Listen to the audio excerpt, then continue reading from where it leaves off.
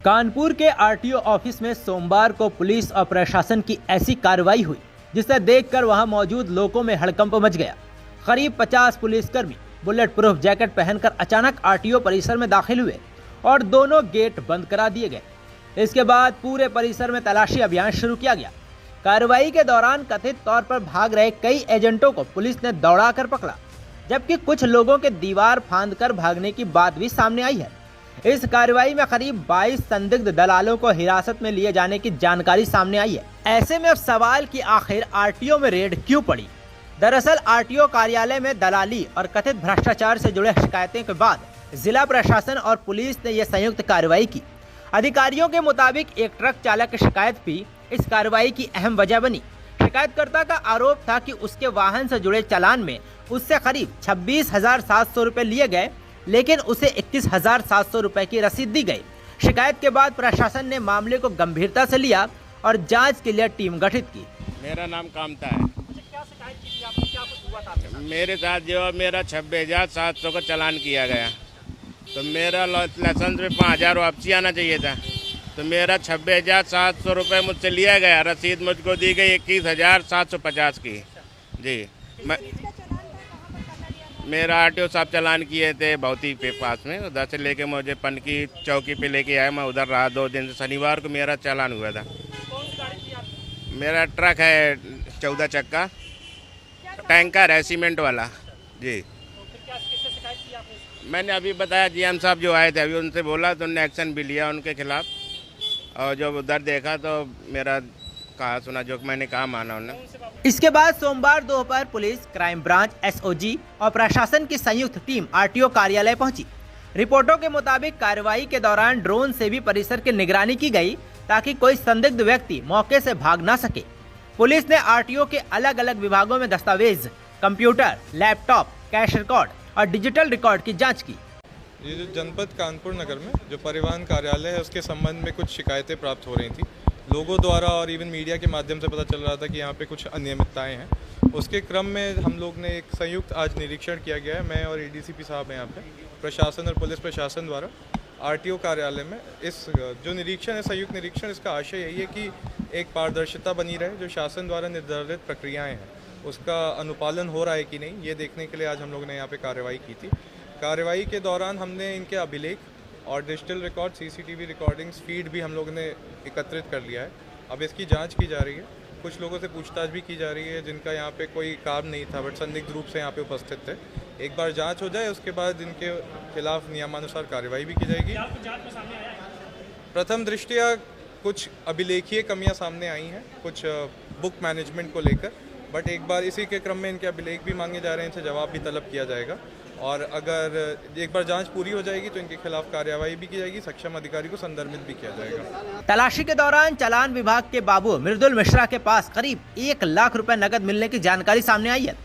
Report के मुताबिक वो रकम के बारे में तत्काल हिसाब नहीं दे सका।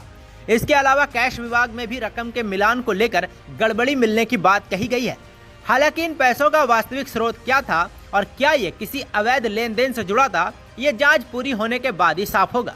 आरटीओ के अलग अलग हिस्सों में दस्तावेजों की जांच की गई। ड्राइविंग लाइसेंस सेक्शन, चालान विभाग, वाहन ट्रांसफर और नीलामी से जुड़े सेक्शन के रिकॉर्ड भी खंगाले गए। अधिकारियों ने कर्मचारियों से पूछताछ की और संदिग्ध दस्तावेजों तथा रिकॉर्ड को जांच के दायरे में लिया। आपको बता दें कि जैसे ही पुलिस की छापेमारी शुरू हुई, परिसर में मौजूद कथित दलालों और एजेंटों में अफरा तफरी मच गई। कई लोगों ने भागने की कोशिश की, कुछ लोगों ने दीवार फांद कर निकलने की बात सामने आई है, जबकि पुलिस ने पीछा कर कई संदिग्धों को पकड़ लिया। बाद में हिरासत में लिए गए लोगों को काकादेव थाना ले जाया गया। इस दौरान पुलिस और एक अधिवक्ता के बीच झड़प होने की जानकारी भी कुछ रिपोर्टों में सामने आई है। वहीं कार्रवाई के दौरान आरटीओ परिसर के आसपास मौजूद कुछ कथित अवैध वेंडरों के दुकानें बंद कर चले जाने की बात भी कही गई है। देखिए, लगातार शिकायतें आ रही थी कि यहाँ पर कुछ ब्रोकर दलालों का नेटवर्क एक्टिव है जो लोगों को अच्छे से काम करने में बाधा पैदा कर रहे हैं, लोगों से पैसे ज़्यादा लेते हैं। ऐसी कुछ शिकायतें हमको मिल रही थी। उस संदर्भ में आज संयुक्त टीम ने छापेमारी की है, जिसमें हमने 8 से 10 लोगों को हिरासत में लिया है और बाकी भी विसंगतियों के बारे में हम पता कर रहे हैं।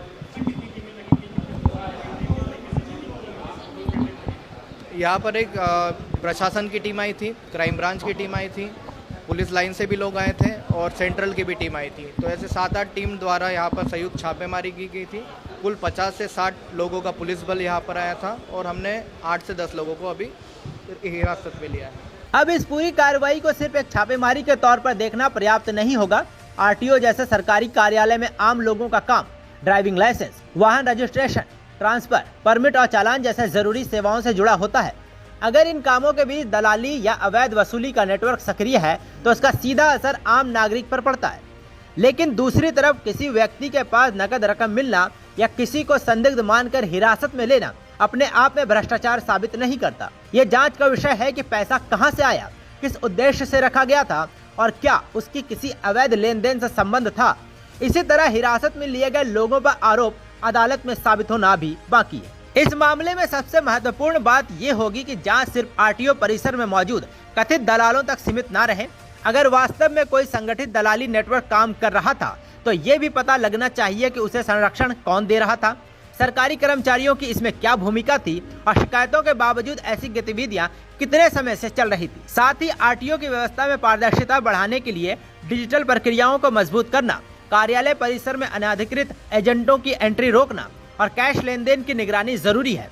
आम नागरिक को अपना काम कराने के लिए किसी बिचौलियों पर निर्भर न होना पड़े, यही किसी भी सरकारी परिवहन कार्यालय की सबसे बड़ी कसौटी होनी चाहिए। फिलहाल कानपुर आरटीओ में हुई इस हाई प्रोफाइल छापेमारी के बाद दस्तावेजों, सीसीटीवी फुटेज, डिजिटल रिकॉर्ड और बरामद नकदी की जांच की जा रही है। अब असली सवाल ये है कि इस कार्रवाई से सिर्फ कुछ एजेंटों पर शिकंजा कसेगा या फिर आरटीओ में कथित दलाली के पूरे नेटवर्क की जड़ तक जांच पहुंचेगी।